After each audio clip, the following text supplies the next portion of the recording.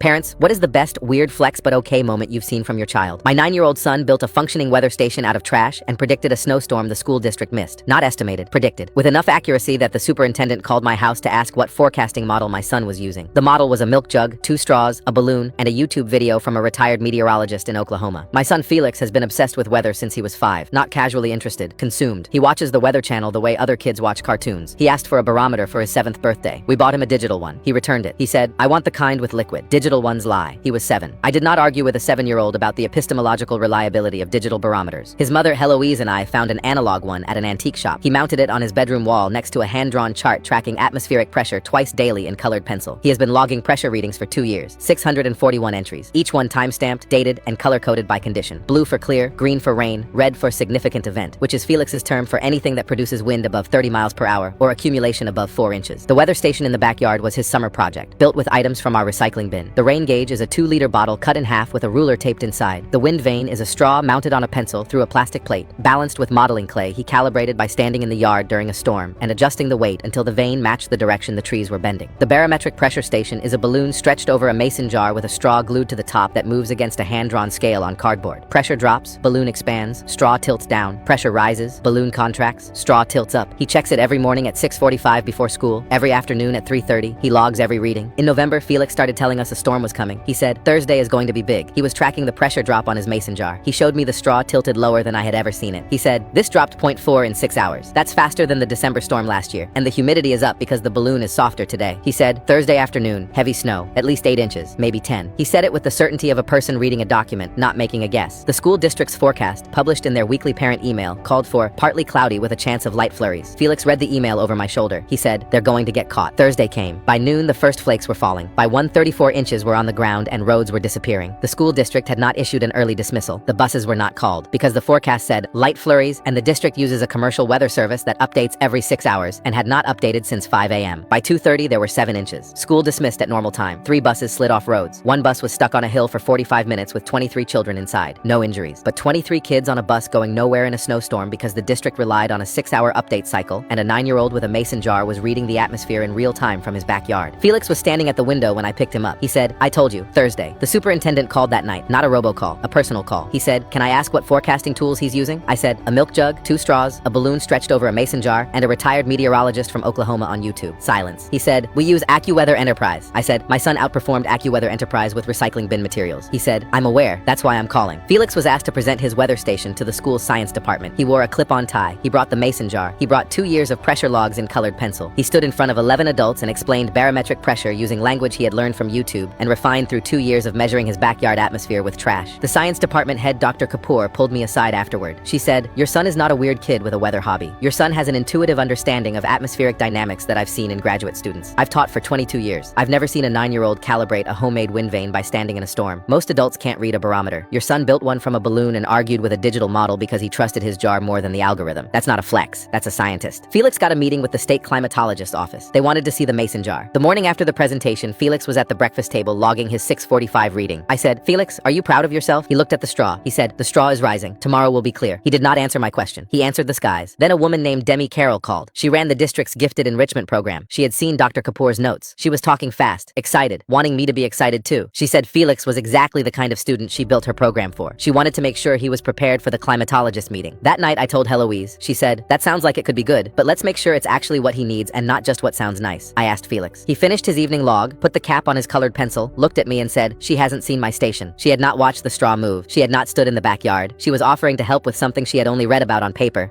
I should have listened to that. I heard a 9-year-old being stubborn about a new opportunity. I said, "Just give it a chance, buddy." Felix said, "Okay," but it was the okay of someone done arguing with a person who was not going to listen. That was my first mistake. Felix went to his first session with Demi on a Tuesday. When he got back, he set the mason jar down harder than usual. Not slamming, firm, like putting something back where it belonged after someone tried to move it. I said, "How'd it go?" He said, "She told me to use a digital barometer for the presentation. She said the jar looks unprofessional." He said, "She threw away my cardboard scale and printed a new one from a computer. The intervals are wrong. She doesn't know my intervals." His hands were shaking. Felix had drawn that cardboard scale himself. He had measured every interval based on 2 years of readings. He knew exactly how far apart the marks needed to be because he had watched that straw move thousands of times. And someone he met 1 hour ago threw it in the trash and printed a replacement without asking. I called Demi. She said, "I'm not changing his work. I'm refining it. The state climatologist's office isn't a school cafeteria. If he walks in with a balloon on a jar, they'll think it's a joke. I'm trying to protect him." Part of me thought maybe she had a point. Maybe the mason jar did look like like a toy to people in lab coats. I thanked her. That night, Heloise sat down next to me. She said, Felix hasn't logged his 3:30 reading in 2 days. I went to the kitchen. I opened his notebook. 2 blank lines, 2 dates with nothing next to them. 641 entries in a row. Every single one filled in with the careful handwriting of a kid who treated this notebook like it was more important than anything in his life. And now 2 blanks. Someone was messing with the thing that made Felix who he is. The jar, the pencils, the readings, the routine, that was Felix. Take that away, and he is just a quiet kid sitting at a table with nothing to say. I sat in on Felix's next session. His hand-drawn pressure charts, 2 years of colored pencils, condition codes, margin notes about balloon tension and wind direction were gone, replaced by printed graphs, clean lines, computer fonts. On the screen was a digital spreadsheet with headers like barometric pressure, HPA, and precipitation index, terms Felix had never used. Felix sat with his arms crossed, not talking, looking at the table where his notebook used to be. Demi was clicking through slides. She said, we need data visualizations, not crayon drawings. When you're presenting to professionals, the format matters just as much as the content. Felix said quietly, they're colored pencil, and they have 641 entries. Demi barely paused, which is impressive, but the format needs to be professional. I watched my son stare at those printed graphs with his jaw tight, the same way it tightened when he was trying not to cry. He was shrinking, watching someone take the thing he made and turn it into something he did not recognize, and sitting there letting it happen because the adults had decided this was better. I almost said something. I told myself Demi was the expert. What did I know about presenting to professionals? So I sat there and said nothing. That was my second mistake. Then Dr. Kapoor called. She said, the reason I flagged Felix to the climatologist's office was because of what he built, not in spite of it. The mason jar is the presentation. If you take that away, you're just showing them another kid with a spreadsheet. They see 100 of those a year. They've never seen a 9-year-old who calibrated a wind vane by standing in a storm. She said, Demi is very good at what she does, but what she does is make gifted children fit into institutional frameworks. Felix doesn't fit. That's the point. She said, Felix is special because he doesn't look like what people expect. Don't let anyone fix that. I sat at the kitchen table in the dark, in the chair across from Felix's chair, looking at the mason jar, and I thought about all the mornings I had sat in this exact spot watching a 9-year-old read the sky like it was talking to him. He tried to tell me. She hasn't seen my station. He tried to tell me from the very beginning, and I did not listen because I was too busy being impressed that someone with a title wanted to help my kid. The next morning, Felix was at the breakfast table. His hands were flat on the table, but there was nothing in front of him. No mason jar, no notebook, no colored pencils, just the empty table, and my son sitting in front of it like someone waiting in a room where all the furniture had been removed. I said, Felix, where's your jar? He said, Demi told me to leave it at the school so she can build the display. She said she'd keep it safe. He looked at the empty spot on the table, the faint ring in the wood from 2 years of a mason jar living in the same place every day. He said, the straw was dropping yesterday. I think rain is coming Friday. He paused. His hands were still flat, but I can't check. I did not finish my coffee. I did not put on a jacket. I grabbed my keys and drove to the school. Demi's office was at the end of a hallway past the gym. The mason jar was sitting on a shelf behind her desk between folders and a printed poster board that said Young Scientist Showcase with the enrichment program's logo. Not Felix's handwriting, not Felix's colored pencils, just his name next to someone else's brand. I said, I need to take Felix's station home. Demi said, the meeting is in 9 days. If you take it now, we lose momentum. I said, Felix hasn't logged a reading in 4 days. He needs his equipment. She said, he can use the digital tools I gave him. They're more accurate. I said, he told me when he was 7 that digital ones lie. I'm not going to argue with him about that now. She leaned forward. She said, I've seen parents like you before. Special children get eaten alive when they walk into professional spaces unprepared. A kid shows up with a homemade project. The adults smile politely, pat him on the head, and never call again. I'm trying to give Felix credibility. I almost said okay. Then I heard Dr. Kapoor's voice. The mason jar is the presentation. I said, Felix built credibility in his backyard with a balloon and a recycling bin. He outperformed a commercial forecasting service. He doesn't need you to give him credibility. He earned it. Demi's voice got very even. She said, if you pull him from my program, I'll need to notify the climatologist's office that Felix is presenting independently, without institutional support. They may reconsider. She was saying if her logo was not on the poster, maybe Felix did not get his meeting. I stepped around her desk. I picked up the mason jar, the notebook, the wind vane, the rain gauge, everything, every piece. I said, my son predicted a storm with this jar while your district was reading 6-hour-old data. I'll take my chances.